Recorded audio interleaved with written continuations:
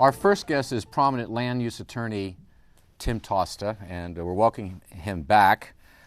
Tim, from the last time you were here, there's been some changes in the whole question of what's being developed in San Francisco.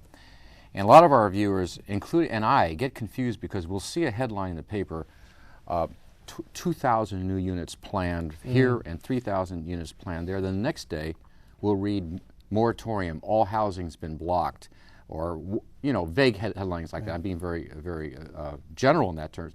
But generally, are we at a standstill, or are we moving along? Well, there's such an interesting variety of ways to answer that, but one of the things that happens is to bear in mind that when someone applies for a project, if it's a large-scale construction of housing, for example, when we did 300 Spear, which is coming out of the ground now, from the date of application to the date of approval was 4 years.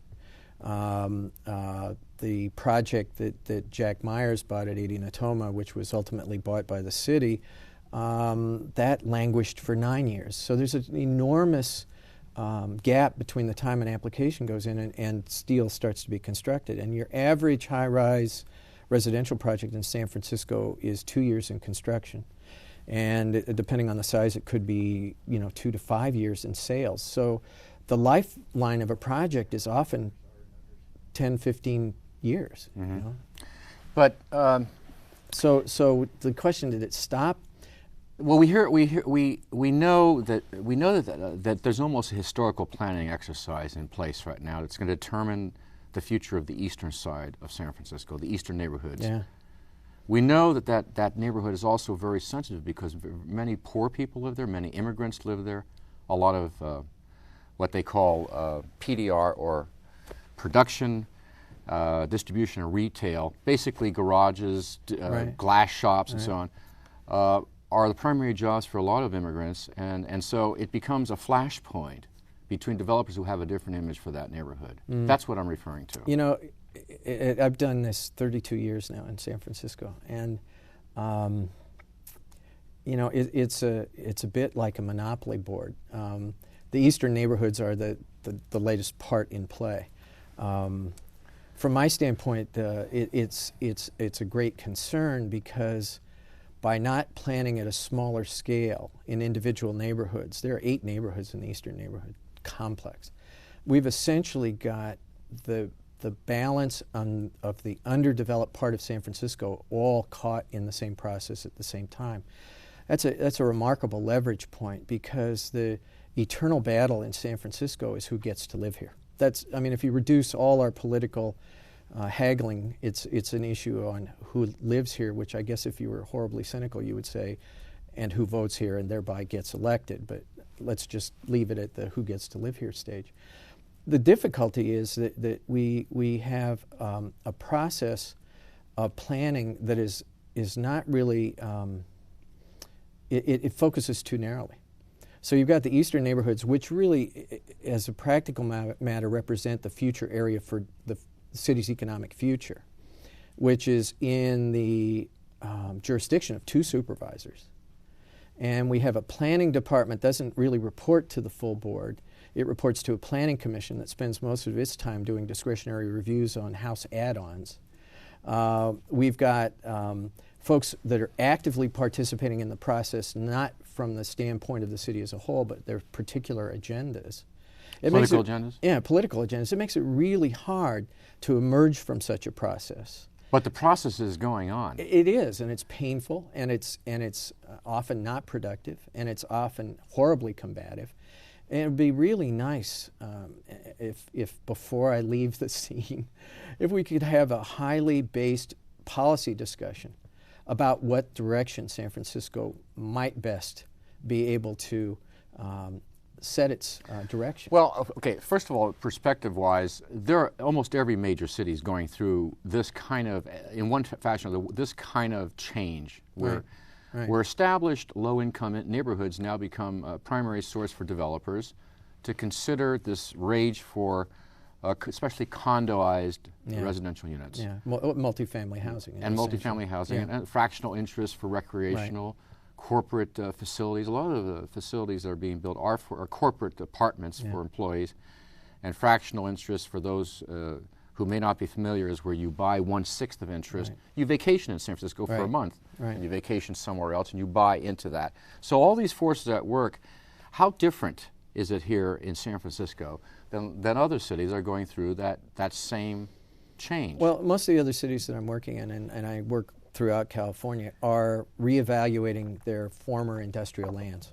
And, That's what I meant. Essentially, well, that's where we are here. Exactly. And the reason they're doing that is that the industrial era of production in California is just prohibitively expensive, and everyone's taking it offshore. So you've got massive acreages of underdeveloped land. And the great difficulty is getting a perspective and broad enough participation to try and chart the course for an urban area. And many cities are structurally unable to do that, and I think San Francisco is one of them, because we have, when you subdivide the interests of a city into districts, you start to kind of present ownership to one segment. And we have basically two supervisorial districts that encompass the better part of the northeastern neighborhoods. So the question is, if the engine of the city is focused in two districts, what's the body politic that should be considered affected? And from my standpoint, everyone in San Francisco should care about what goes on in those districts. But the way the politics are structured, two districts are really But that's actively only involved. 2 votes out of 11 on the board, and as a whole planning commission, there's the mayor's office. Well, we can talk about those one at a time or all in a group. Okay, but let's not do that. Let's not do that now. The point is that a common feature of these areas and other urban areas is that is generally where the poor will live. It's generally where the artists will live. Right. And there's a study. We don't want to time this interview too much, but we're in the process of looking at a study that was done about the impact of rezoning this whole area. Yeah. And it showed a great many artists and immigrants living there, Right. working in those very industries like garages and distribution systems. In other words, 40%, as I understand it, of the people who live in that neighborhood work in that neighborhood in these industries. At the same time, there's the pressure of new industry, new digital industry wanting those same facilities. So how much of it is pure politics and how much of it is pure planning politics? I think that the biggest problem that I see in the dynamic is really one of perspective. That is, we have a kind of a linear cause and effect notion that the artists live there, therefore we shouldn't change anything that puts the artists at risk. I think if you look at the issue from a broader perspective, the question is, where do artists generally live? What are the forces that move them around?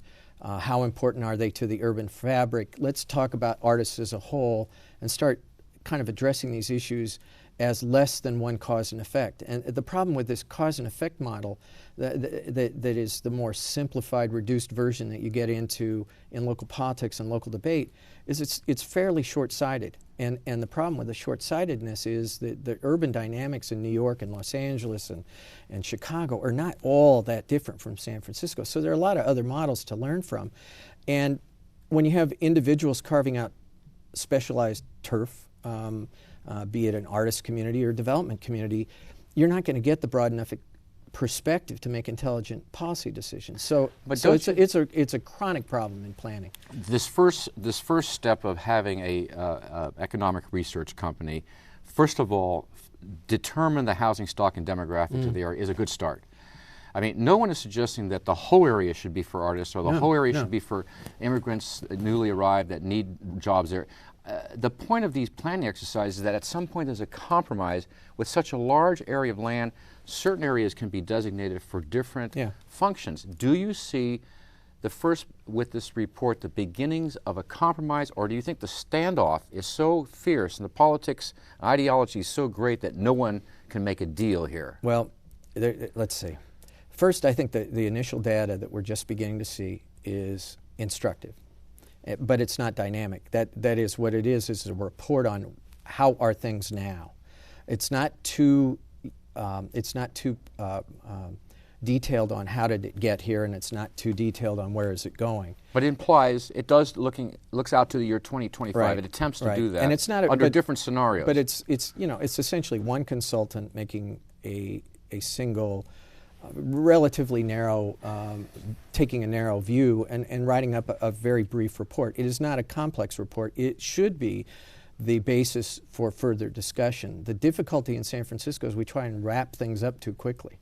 So I guess I would hate to see the future of the city dependent on a single economist report as giving us a place to start. And of course, but that's what tends to happen here, because the lines get drawn very early, and instead of exchanging views, you just have folks kind of behind the parapets hurling things at each other. And I'm hoping that the Northeast neighborhoods process gets a little broader, a little more policy-based, and hopefully for the well-being of the city. It's not lining up that way right now.